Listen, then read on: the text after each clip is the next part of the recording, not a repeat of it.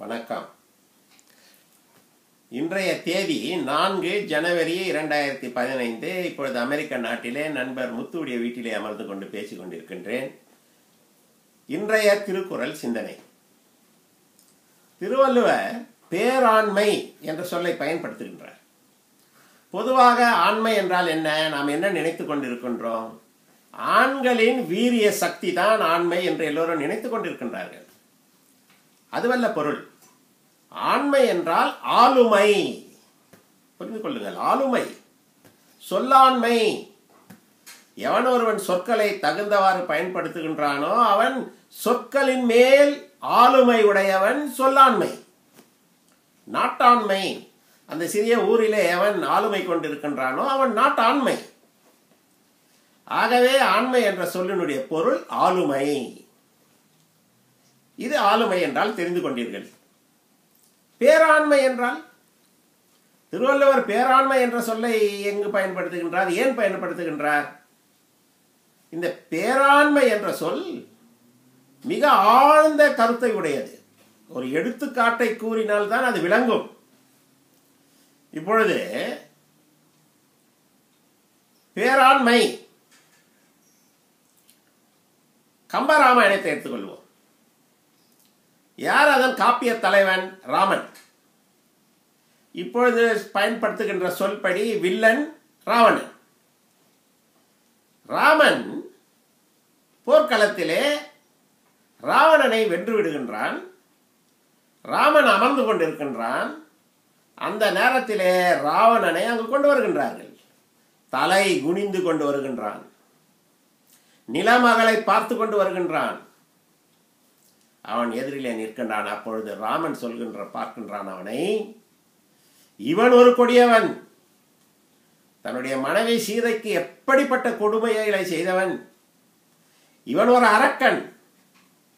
இவனை என்னுடைய வாளை எடுத்து வெட்டி கூறு போட்டு விடுகின்றேன் என்று தன்னுடைய வாளை இழுத்து அவனிடம் அவன் போகவில்லை. அப்படி சிந்திக்க கூடவில்லை. மிக கனிவுடன் அவனை பார்க்கின்றான். பாருங்கள், மிக கனிவுடன் பார்க்கின்றான் ராமன். எவ்வளவு பெரிய தீங்குகளை ராமனுக்கு செய்தவன் அவன். இருந்தாலும் கனிவுடன் அவனுக்கு சொல்லுகின்றான், இன்று போய் நாளை உன்னுடைய சேனைகளுடன் வா. இன்று போப்பா, நீ தோற்றுவிட்டாய், போ. நாளை வா, தனியாக வராதே, உன்னுடைய சேனைகளுடன் வா, போர் புரியலாம், வா, உனக்கு இன்னொரு வாய்ப்பு தருகின்றேன், போய் வா என்று சொல்கின்றான். இந்த ராமன் நினைத்திருந்தால் அவனை வெட்டி வீழ்த்தியிருக்கலாம்.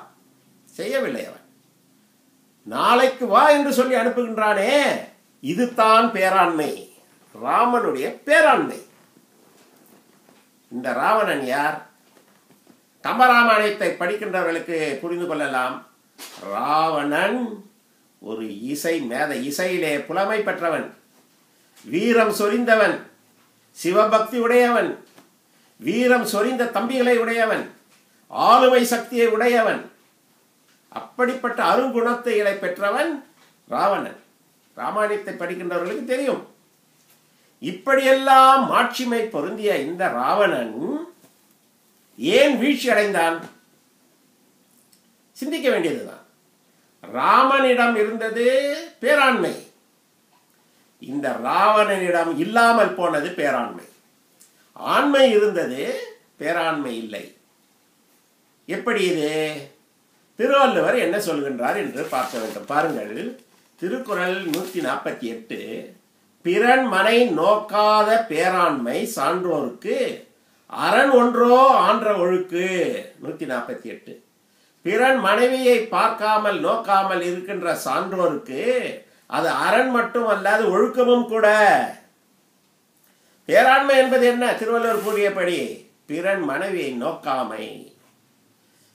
ஆண்மையுடைய இந்த ராவணன் என்ன செய்தான்? சீதையை தவறாக நோக்கினான். சீதையை கவர்ந்து கொண்டு வந்தான். பிறன் மனைவியை நோக்கியதால், கவர்ந்து கொண்டு வந்ததால் இவனிடம் பேராண்மை இல்லை. இந்த திருக்குறள் படி அவனிடம் பேராண்மை இல்லை.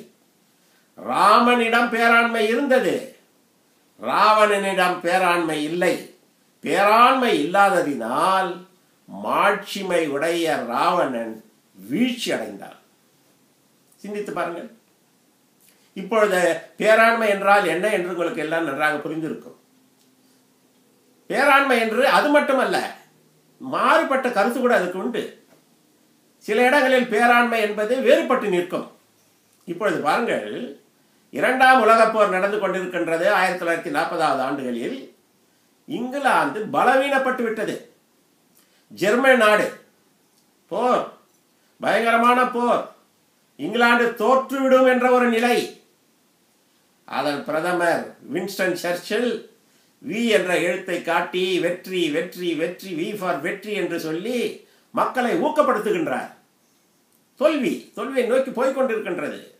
அப்பொழுது காந்தியிடம் போய், இதுதான் தக்க தருணம், இங்கிலாந்து பலவீனப்பட்டு இருக்கின்றது, இந்தியா பூராவும் எழுச்சியை உண்டாக்குவோம், சுதந்திர போராட்டத்தை நாம் விரிவுபடுத்துவோம், எழுச்சியை கொடுப்போம், வெள்ளைக்காரர்கள் இந்திய நாட்டை விட்டு ஓடி வருவார்கள் என்று சொல்லி எல்லோரும் அவரிடம் வந்து கேட்டார்கள்.